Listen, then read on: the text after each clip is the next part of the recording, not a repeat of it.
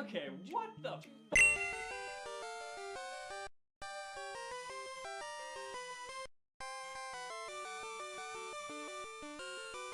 You know those times when you're playing a Pokemon title and at first all is going well? You're one-hitting foes, you're capturing rare Pokemon, Oak's telling you to get the fuck off your bike, but then suddenly you come across a Pokemon that makes you go, why? Why? Coincidentally, a lot of these Pokemon are actually absolutely terrible at the competitive scene. Therefore, I've composed this list to forewarn people to never use these Pokemon under any circumstances in the metagame ever. Remember, these are only Pokemon that are terrible competitively, so in order to make this list, a Pokemon has to be fully evolved. Sure, Magikarp sucks butt, but you're not gonna see him on this list. Anyways, without further ado, here's the 10 worst Pokemon to ever use competitively.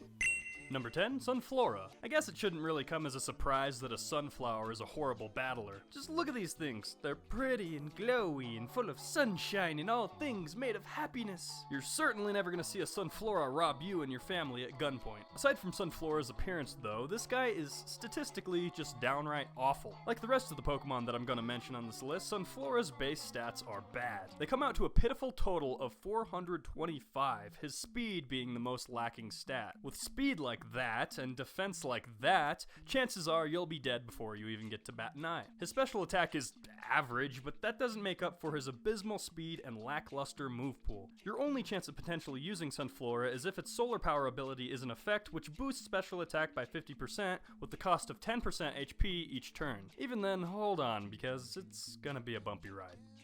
Number 9, Beautifly. In all fairness, this is a butterfly, the most carefree, harmless thing on the planet, but still, Beautifly barely even qualifies as a Pokemon. In fact, the only thing keeping me from putting Beautifly lower on this list is his ability to use Quiver Dance, which gives us some hope for our Monarch friend here. Looking at the facts, you'll notice its abilities aren't really anything to write home about, and his defense, special and normal, is absolute trash. The only reason Dustox doesn't take this place is because it at least has some defense, allowing for a few Quiver Dances to potentially go up. And overall, I'm kinda let down by Beautifly. You'd think with a Pokedex entry as brutal as his, he'd be a pretty fierce fighter. Seriously, listen to this terrifying entry. It has an aggressive nature.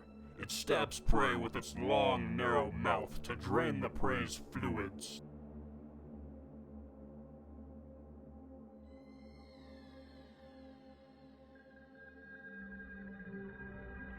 Butterfly. Number 8, Castform. Now, I want to be mature about this, so let's just get it out of our systems now. Dude, Castform has balls! Sorry, I had to. Moving on, Castform is an awful battler. However, looking at his move pool alone, you'll notice that there's quite a lot to offer. So what's the catch? Why does the weather Pokemon suck balls? Sorry, I had to. In the end, it's his base stats. We'll be pulling these up a lot during this video, by the way. Each stat comes to a base of 70, which is just not enough for unique moves such as Weather Ball to be worth anything. And speaking of uniqueness, this guy has multiple forms that change with the weather. These forms do nothing to change Castform's stats though, and really only affect the way Weather Ball acts. Seriously, all it would take for Castform to be cool would be for us to see a buff in stats depending on the weather form that he changed into. But sadly, as of right now, Castform is as useful as most Pokemon that aren't even fully evolved. Number 7, Wormadam-Trash form. Unlike Castform, Wormadam has various forms that do change its stats. That being said, I've had to single out one of these forms for this list. And after much deliberation, I've decided that Wormadam's Trash form is ultimately the worst. And my god, is that a fitting name, because this Pokemon is garbage! While Wormadam's normal form has some special defense, and its sandy form has some defense, the Trash form has a balance of the two, which really limits the amount of strategies you can pull off with this thing. Your best chance at using Wormadam-Trash would be to bulk up with iron defenses if you're facing off against a physically attacking foe, and then to use Synthesis matched with Stealth Rock and Stab Iron Head. That's still pretty pathetic though, and leaves you vulnerable to special sweepers. Bagworms are parasites in the real world, and it turns out that they also are in the Pokemon world.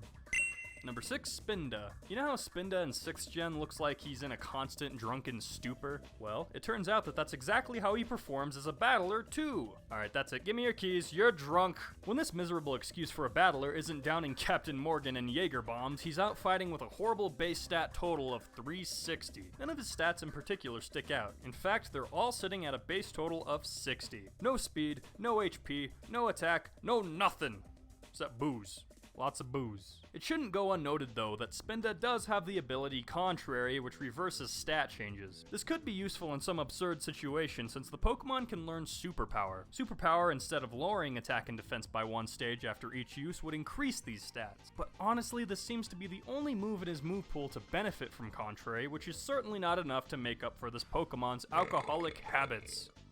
Number 5, Corsola. There have been some pretty inspired Pokemon designs through the years. We've gotten inspiration from dogs, cats, birds, coral. Yeah, that's right, frickin' coral. We've got a coral Pokemon, and people say that Gen 5 had some crappy designs. I wouldn't even mind that there's a coral Pokemon if it weren't for the fact that Corsola is a terrible metagame Pokemon. It's made out to be this bulky wall, but its defense stats aren't even that good. If it weren't for attacks like Amnesia and Recover, I'd say why give this Pokemon defense at all? Its HP is ridiculously insignificant as well, which kind of shreds any hopes of being defensive with this guy. If you're feeling up to the challenge of using Corsola, I recommend baton passing into him with a few speed boosts and attack boosts set up ahead of time. Then set up with Amnesia or Barrier, depending on the foe. Next, unleash a barrage of attacks with a few recovers thrown into the mix. Ultimately though, Corsola really lives up to what it's modeled after, Coral, which is actually quite fragile.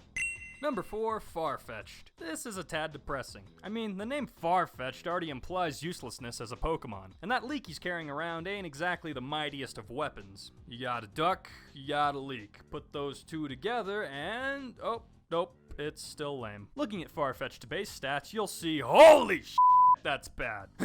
Sorry, that got a little out of hand. What I meant to say was...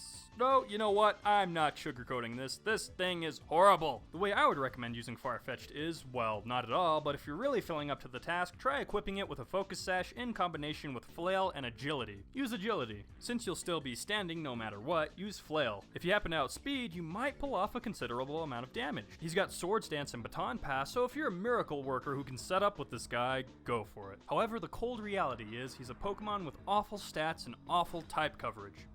Number 3, Delibird. When we were kids, seeing Santa was one of the most exhilarating and awe-inspiring things to ever happen. Seeing the Santa Bird, on the other hand, gives us a slightly different reaction. Oh god, please kill it! Now I know that some of you are quite fond of Delibird. The Pokemon has actually gotten quite a cult following recently. But in all honesty, can you really say that this Pokemon is good in the competitive scene? It's one of the squishiest fully evolved Pokemon that I've ever seen, and its move pool is ridiculously laughable. Naturally, Present is the only move that Delibird can learn, but this Pokemon does have more than that up its sleeve. Too bad the moves that you can teach via TM, Egg Move, and Move Tutor aren't all that good. Fake Out and Destiny Bond are the only ones that I see being competitively viable. You could try to set up with Spikes, but chances are you'll get up 1 layer at the most. Please, Delibird, all I want for Christmas is for you to have a buff. Or a Mega Evolution. That'd be cool. Number 2, Luvdisc. Now this Pokemon is complete and utter garbage, but I'm gonna be calm and collective about this. Why? Because if it weren't for the fact that you could farm heart scales off this guy, I would have no reason to, and I probably would have ripped out all my hair by now. But Mandals, Luvdisc got an evolution in Gen 5. Nope. No, he didn't. Alomomola might look like the final form of this heart-shaped fish, but the sad, horrible truth is that he isn't. I've got no idea why, but I'm writing a strongly worded letter to Nintendo because of it. But anyways, back to Luvdisc, you'll notice that, surprise, surprise, his base stats are horrible, speed being only somewhat meh. In the rain, Luvdisc Swift Swim kicks in and actually makes it quite fast, but what's the point if you're more defenseless than a Beanie Baby? This might cause you to be able to throw out a Toxic before your opponent stomps you into dust, but in almost every case, it just wouldn't be worth the sacrifice. Someone out there should try to make a decent competitive Luvdisc. I'm genuinely curious in the results. Number 1, Unown. Is anyone really surprised that this was the number 1 pick? Anyone at all? No? I didn't think so. If you didn't already know, this mysterious arcane Pokemon can only learn 1 move. That's right, a whopping 1. Sure, Delibird can only learn 1 move naturally, but no matter what you do, Unown is stuck with hidden power exclusively. P.S. Practically every single other Pokemon in the game can learn this move. It's not special, but surely its base stats can't be that bad. I mean... why does this Pokemon even have an attack stat? Unown can't use physical attacks under any circumstances. Only special attack. For a Pokemon with 26 different forms, it sure does fall flat. You know what, for kicks and giggles, let's try to create a competitive Unown right now.